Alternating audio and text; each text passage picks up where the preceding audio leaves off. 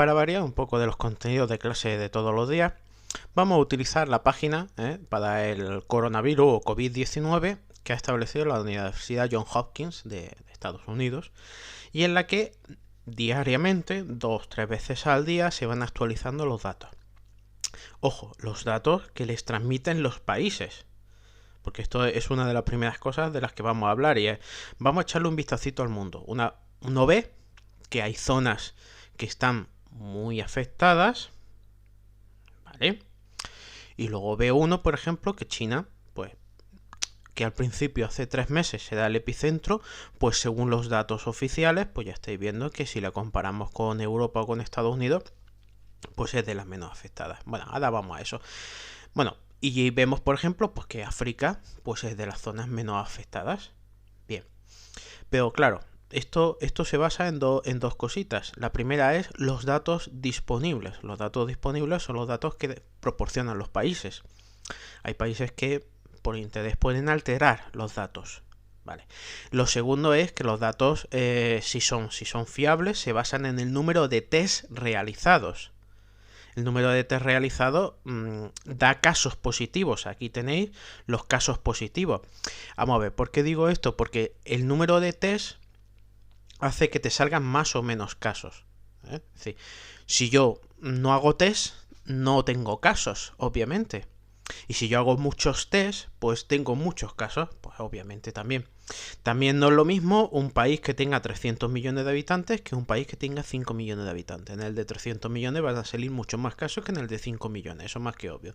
Por eso luego pues hay otras cifras como es la tasa de casos por millón de personas o la tasa de mortalidad por millón de personas. ¿Vale? Pues por ejemplo vamos a navegar un poquito por la página web, nos acercamos, vemos China, el circulito más grande, ¿cuál creéis que es?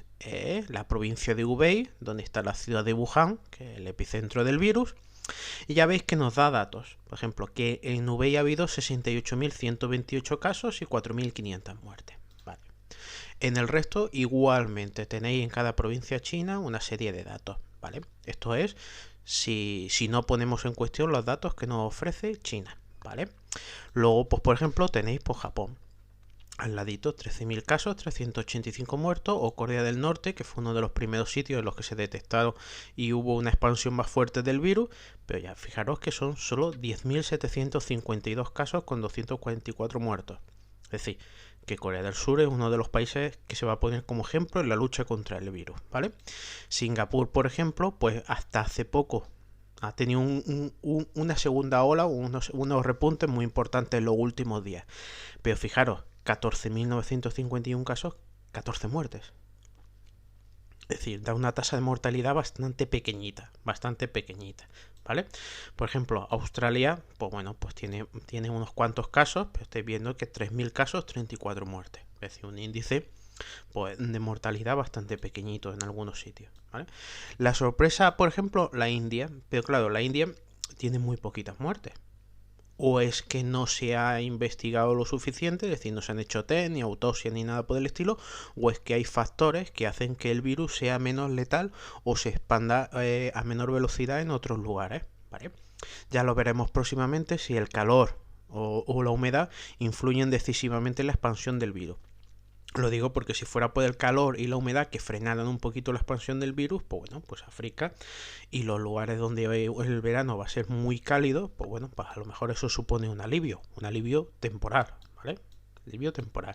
Bueno, por ejemplo, uno de los grandes países más afectados es Irán.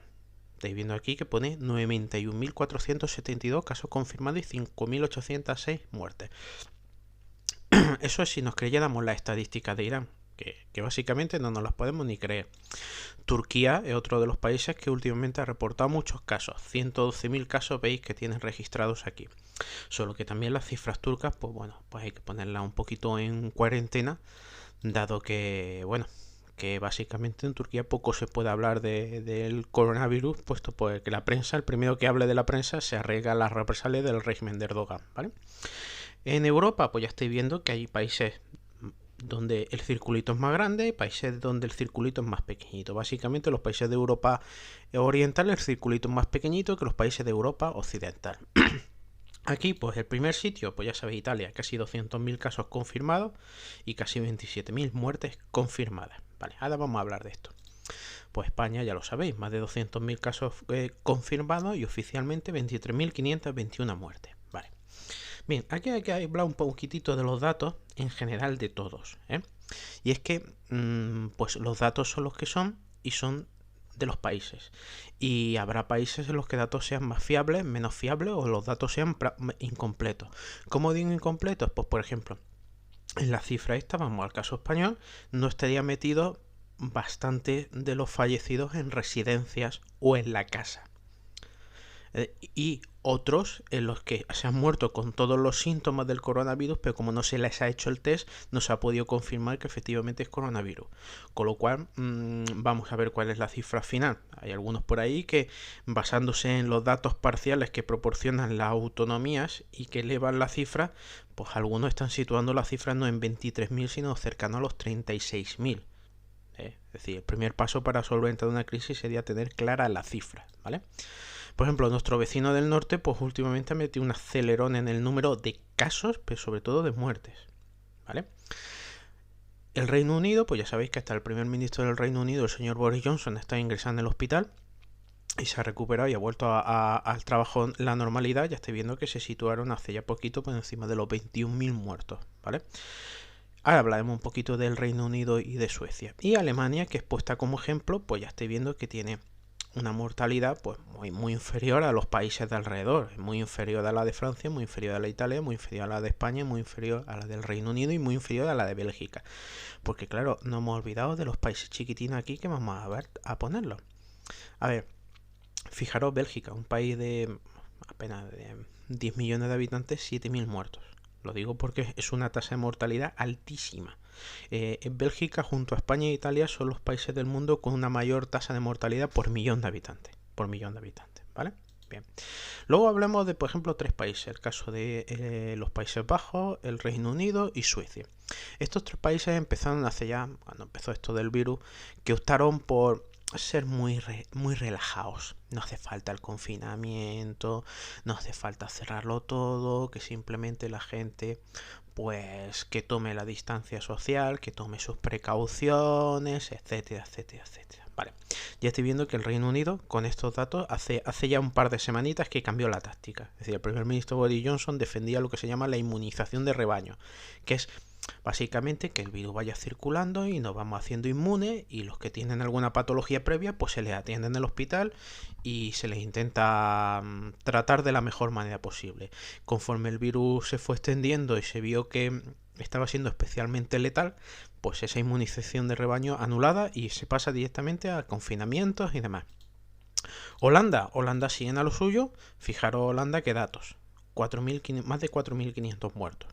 Ojo, para un país de 10 millones de habitantes.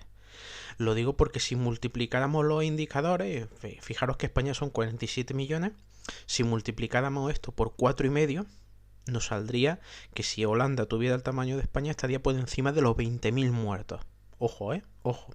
Y el otro país, que es que el que ha optado por no cerrar nada, simplemente que la gente sea precavida, pues tenemos aquí Suecia, en la que fijaros qué poquitos casos y cuántos muertos. Es decir, la mortalidad está por encima del 12%. Es decir, si tú tienes estos casos y tienes estos muertos, ojito, que hay un problema.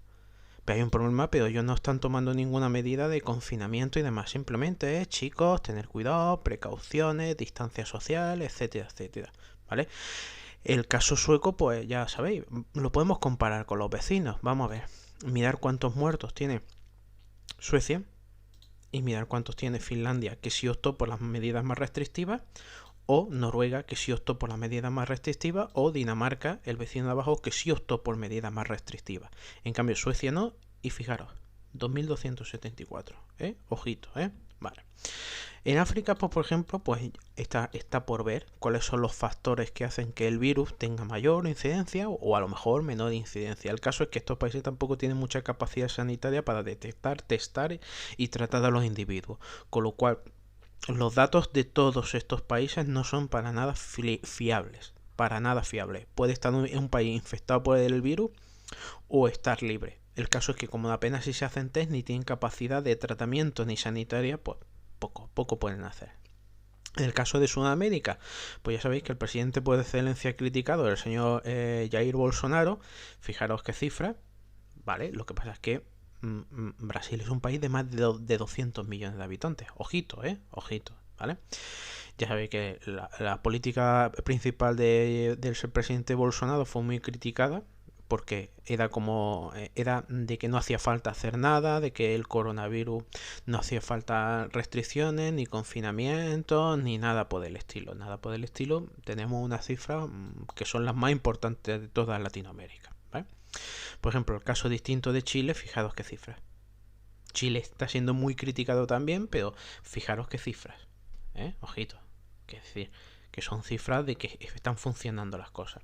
Ahora, sobre los datos vamos a ver un poquitito de Ecuador. Fijaros Ecuador que reconocía 663 víctimas.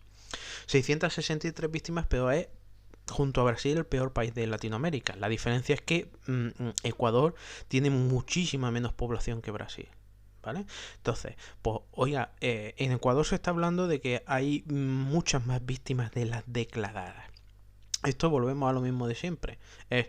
Se declara víctima a quien ha sido testado y se sabe al 100% que tiene la enfermedad. Si fulanito ha muerto con todos los síntomas y probablemente sea a causa del coronavirus, pero no se ha testado ni se ha hecho una autopsia, pues estará a lo mejor en la clasificación de probables.